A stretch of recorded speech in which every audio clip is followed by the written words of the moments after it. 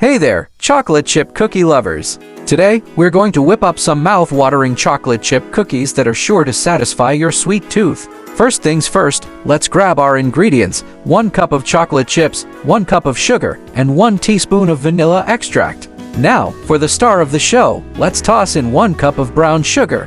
Mix it all up until it forms a dough and shape it into cookies. Voila!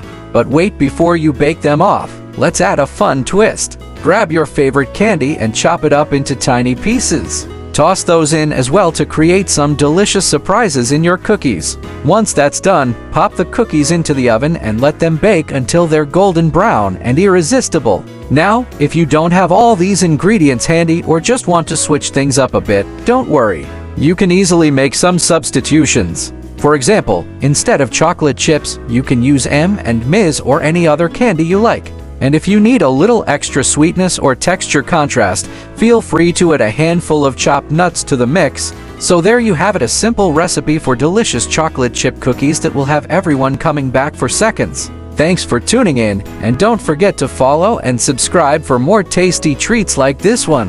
Happy baking!